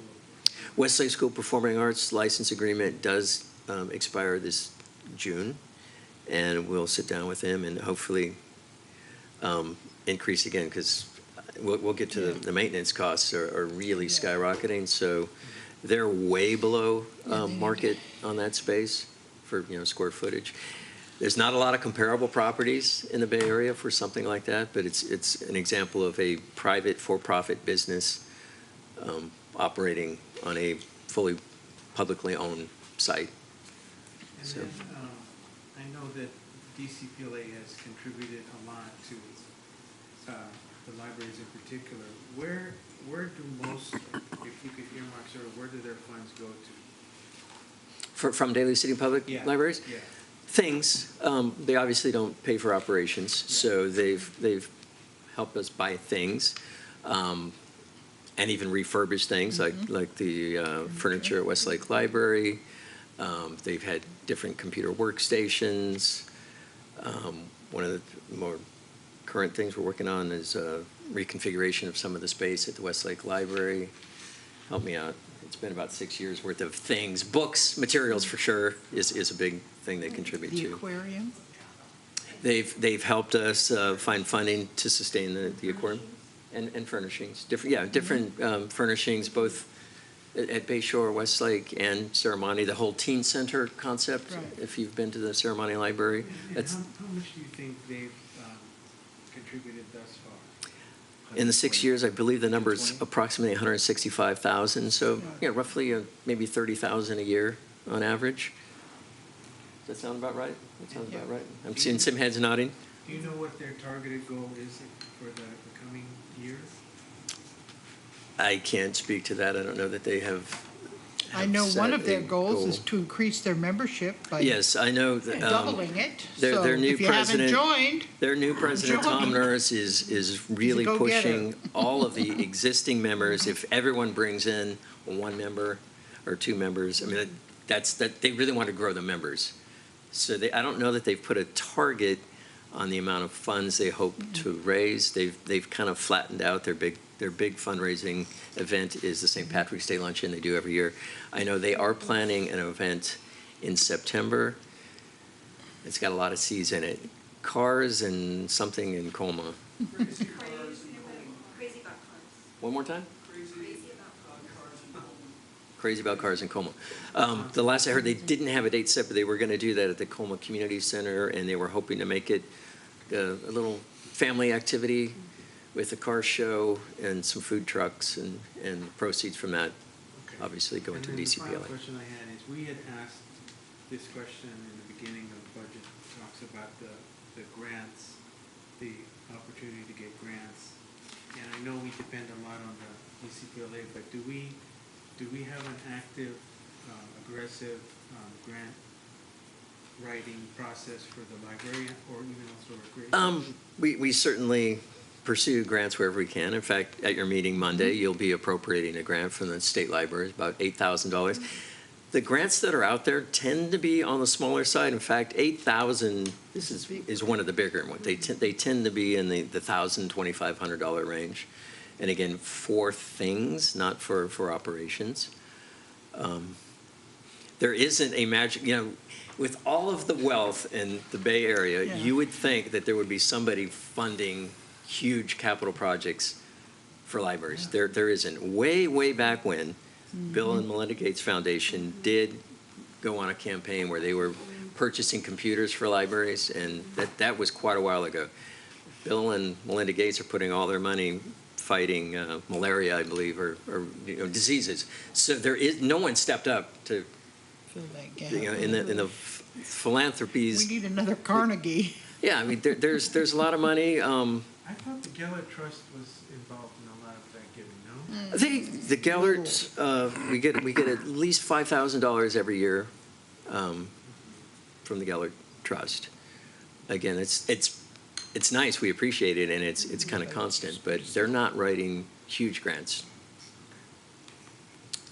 Yeah, because we need a grant that rebuilds the ceremony library. We're talking $30 million. Oh, Yeah. and we did, have a Measure A grant that helped with the new bathroom. If you haven't seen the new bathroom at Ceremony Library, How much was that? that was about $300,000 was the total cost of construction, and it was a sort of a matching, So that was spent to renovate the bathroom? Yeah, the bathroom at Ceremony? Ceremony Library, we had some serious issues with it not being ADA accessible, and Could that money, now, I'm not saying we shouldn't have done it, but could that money have been used for some kind of feasibility study for another library? It could have, but then we wouldn't have a bathroom that was accessible. That was actually something we discussed, but we're. Yeah, compliance The with council ADA is a we big did bring deal. that to you, and the council did approve the use of the Right. funds for that purpose, because our concern was that we would do a feasibility study, but that we had no funds whatsoever to do any major construction improvements or to build a new library. So if we did a feasibility study now, and then it sat on the shelf for X number of years, that wasn't going to provide the same benefit as doing something that we immediately needed, which was the ADA improvements at the restroom at Ceremony Library. Because really, I mean, we've had that conversation with the council over the years. Yep. When you talk about building a new library, you're talking about somewhere in the range of about $30 to $35 million. That's what a new replacement Ceremony Library would cost today. In fact, I just had the conversation on Friday with my colleague in Pacifica, and Pacifica is going to be building a new library. And that's kind of the range, even for their small little library. The city manager said that they estimated it was going to be about $30 million, $28 to $30 million. They have some bond money, and they're going to go out for a bigger bond for their library. It's on the ballot this. Yeah. Yeah, they have some seed money, but the majority of it has to be through a bond. And he was telling me that he felt pretty confident because I think they only have the one library, and it's really quite old and that kind of thing. So, but I just put that out because if, in the future, whether it's, a feasibility study just to build a library is not really necessary. We either know we need to build the library, replace ceremony. We know that. So it's a question of, is the site there large enough to accommodate a 21st century library compared to what is there? A feasibility study might be looked at in the future, and I've raised it, and I know that Councilmember Sylvester raised it last week, and I've raised it several times in the past about building a new senior center at Westlake and combining that with a new administration, offices, as well as a new library there. And then maybe closing Westlake Library because it's so small and the parking is such a problem, and opening a new Westlake Library in that sort of multi-floor facility. So something like that, then you need a feasibility study to see how much space you need for all these activities, and then what it would cost, and and then how you could go about funding it. I guess my question is there another opportunity to get more Measure A funding? And if the funds are out there and it requires us to aggressively pursue it, maybe that's something we still need to keep asking for. And it may not be for a bathroom anymore, but maybe it's time for something to be put in motion. And I'm not sure how you put that in motion without starting with a feasibility study. Because I think the other funding sources are going to want to know, is there a plan? Is there a commitment? And if we're not doing anything, it's never going to get off the ground. So that's why I'm asking, if there's funding available through Measure A and we can get it, why not try for a feasibility study, if anything, to just get this off the ground? It's not hurting Daly City, we're getting it from the county. So I think the county is very specific, Ray, on projects. You have to have a project to fund, and then they're not going to fund the building of a new library. They could fund a portion if you demonstrate you have funds.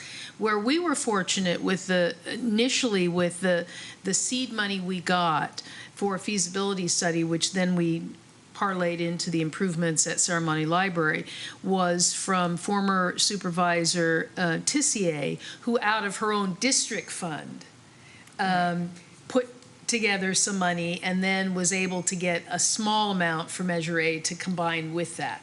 But a lot of it, the majority of it came from Supervisor Tissier to do that. So but everything that I keep hearing about, any kind of grant money through Measure A, it's sort of in program areas. So the libraries, but then it's all the libraries competing for a pot of money for things, or it might be housing, it might be parks. There are programmatic areas that you can apply for a grant, but it's not going to cover 100% the cost of everything. No, I understand, but if Tissier can do it, I think Mr. Canepa can do it too. Well, we certainly have talked to him about it.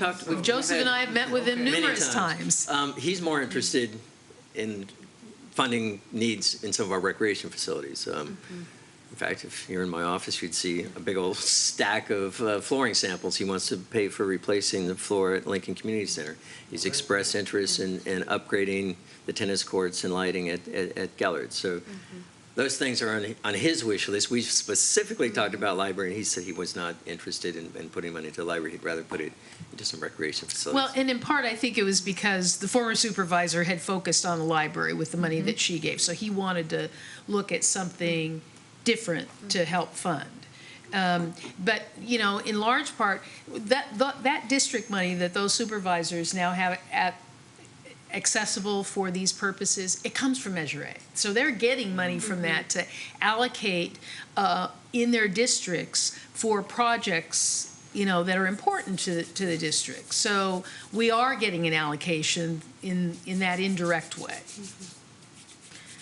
But I think that anytime that there's an opportunity that comes through from the county on any kind of a project, we're going to look at it and see if we are eligible to be able to apply for funds. And even when we're not, I just got something on LinkedIn that I sent to Joseph and a couple of the other department heads for AARP. The AARP Foundation sent it to me directly as a city manager and said, hey, we're funding community building projects and your community could be eligible. So here, think about it. And so I looked at it and I thought, well, there might very well be a project that we can fund. So I did distribute it among the department heads and say, hey, take a look at this, see if any of this is something you're eligible, and look at trying to apply for a grant. Thanks.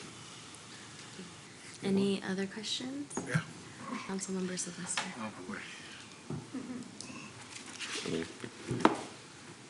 Going forward, or are you gonna, you have a question? Okay, go ahead. Either way. Oh, no, I'd rather hear it all first and then. Oh, okay, got you. Well, I don't want to take a. so this is the numbers section. The very top line there is funded staffing. We'll be going from 36 full-time staff to 34 full-time staff. We're heading in the downward direction, and if you've been around long enough to know, you will know our library staff has been decimated over the years. We have the lowest per capita spending in libraries, any city in the county, including the county. We have the lowest spending as percent of budget on libraries of any city in the county, and we have the lowest staffing levels. Even though we have 4 libraries, they're spread out so that, one's open 2 days a week, one's open 3 days a week, and we kind of shuffle staff around. So, yeah, the library staff especially has been hit hard, but recreation staff too, and especially administration. The org chart you saw, we have 3 people left in administration. A few years ago, there were 8 full-time staff administration.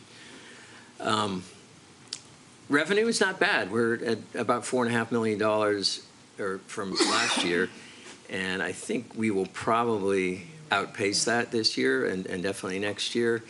We tend to be a little bit cautious when making those projections, and we also tend to make those projections very early in the process. So the projections that are up there are probably from documents that were generated several months ago and may look a little bit different in reality when we wind up the fiscal year.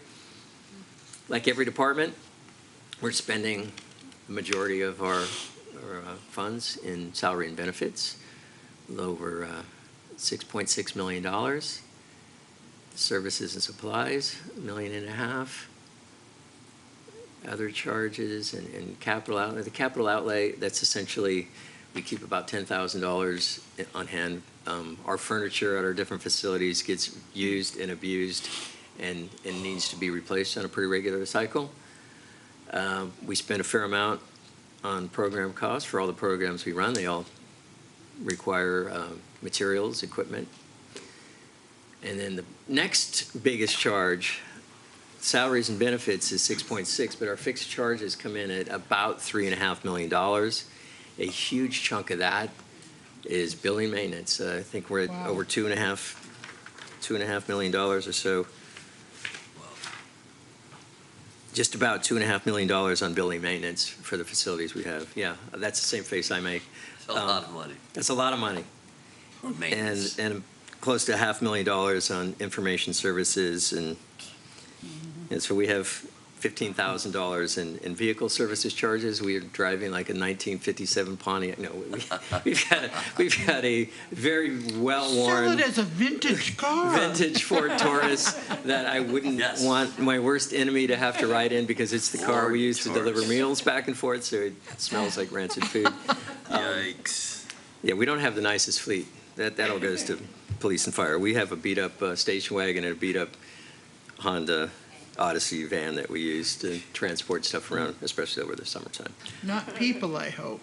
Pardon? You're not transporting a lot of kids in that, Oh, I no, hope. we do have, Doesn't over the sound summer, too we do have an safe. agreement with the Jefferson Yeah. High School District. They have a fleet of vans that we share to transport kids in the summertime. But no, we do not use our Honda Odyssey. That's where you just throw the basketballs in the back. Yeah, and Okay. when we have to run out and get supplies and stuff.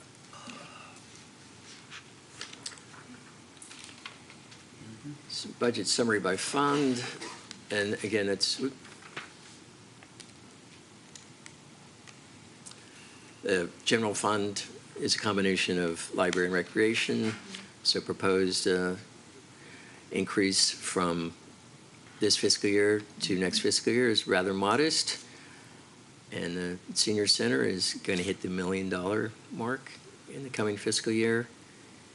And grants, again, we part of the thing, something you must know about grants, this is a portion of it. That number, I don't know why it's separated from our other grants, but that's our after-school education and safety grants.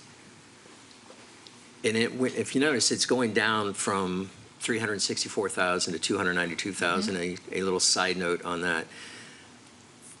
The Bayshore and Robertson School were two different entities. We had two different ACES programs.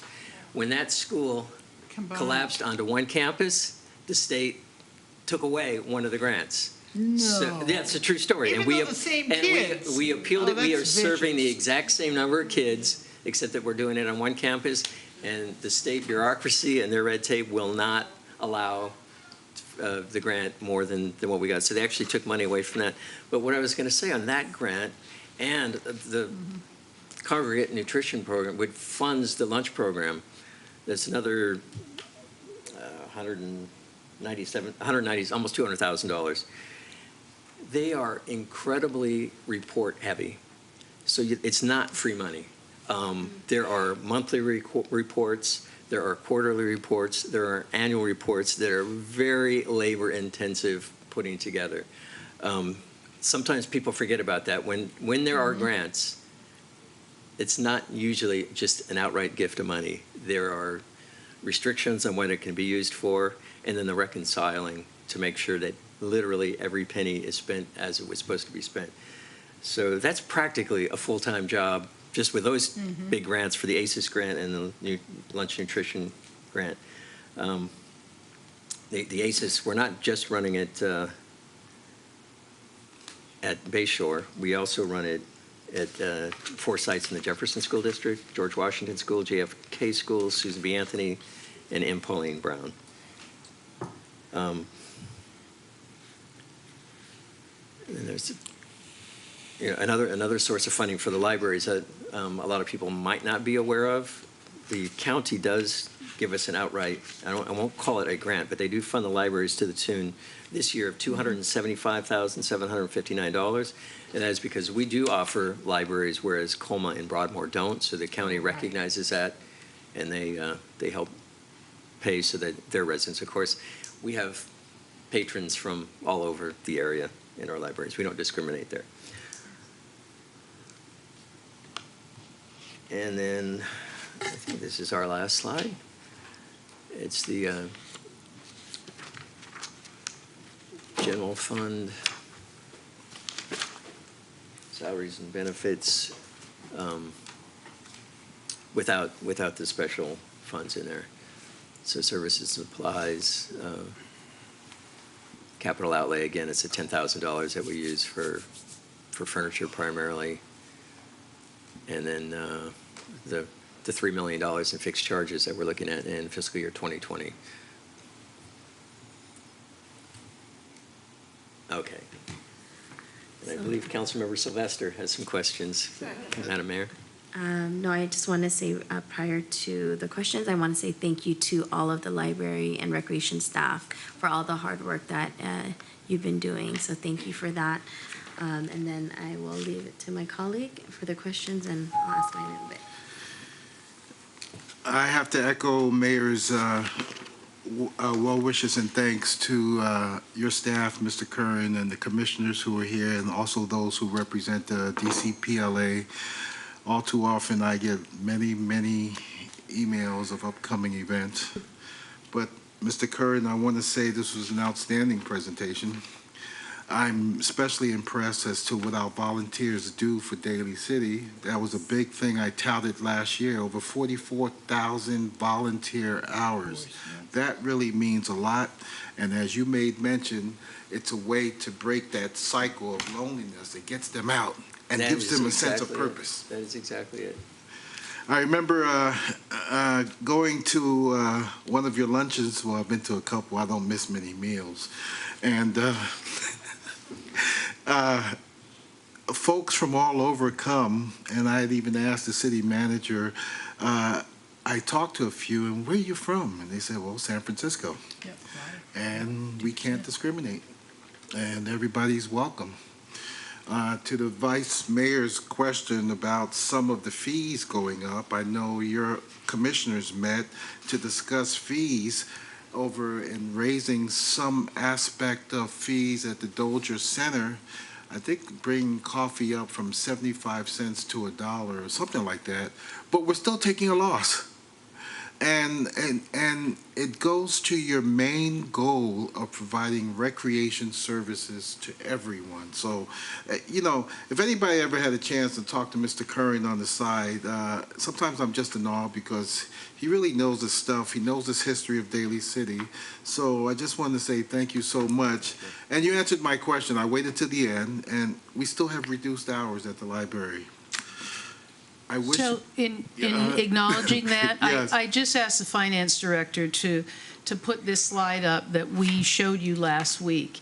And the reason I want to, in part, is because we do have some library trustees here, and we do have the staff from Library and Recreation.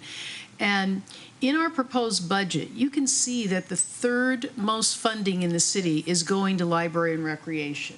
And that's just behind police and fire.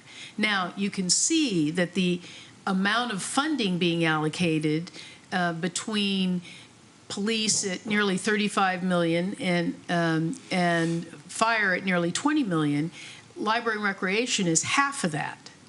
And so when we talk about, as Joseph did, about the staff that they've lost and the fact that unfortunately, you know, the staffing at our libraries has been decimated over the years to the point where we can't be open as many hours as we would like to. If I could tell you where the funding is to keep the libraries open 7 days a week, I would.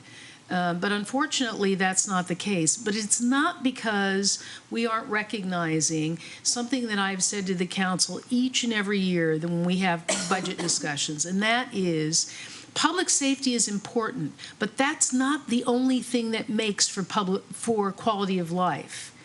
Libraries and recreation are the balance to that. That's what makes for quality of life in this community. And while we are funding, as you look at every single other department, we're funding as much as we can, and the majority of that with general fund dollars for library and recreation, it's just not enough to meet the needs in the community. But, you know, we have made decisions across other departments, and they've had cuts as well as library and recreation, but we've still tried to maintain the services and programs that are offered through the library and our recreation services at the highest level that we can afford, because it is important. It's just as important as public safety, because that's the balancing point for enhancing the quality of life for our residents. Thank you, Ms. Martell. I think we wanted to send a message to the library. It was a tough decision upon council a couple of years ago when they had to make that tough decision where to cut. And library was one of them. But as the mayor said earlier, and her plan in wanting to increase economic development and bring out that notice, I can say, and I will support, hang in there. It'll get better. And with the increase in the economy and being optimistic rather than pessimistic, I think things will get better. So again, thank you, Mr. Curran. And let's see, current reduced hours, Dozier fees up, San Mateo funds for lunch. I got it all. Thank you. Right.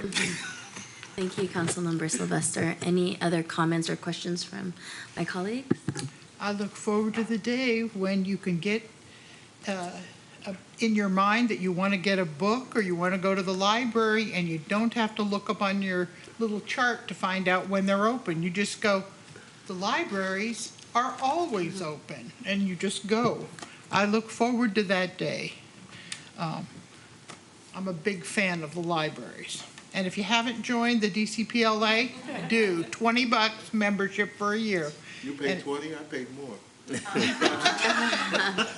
I'm one person. If I had a spouse, they'd pay too, but I don't. And although the libraries will always be free and open to the Yes. public, people do recognize our plight, and we do get contributions from the public. And in fact, last week, I believe it was, one of our regulars wrote a check for $500. And Ooh, sweet. so That's we, great we to certainly hear. appreciate that. That was Yeah. totally unexpected and unnecessary, but we happily take donations. People might not know that. We're kind of discreet about it, but Thank you. thank you very much. So we have one more. So do you want a 5-minute break or you want to push along? 5 minute? Let's do a 5-minute break until 8:30, please.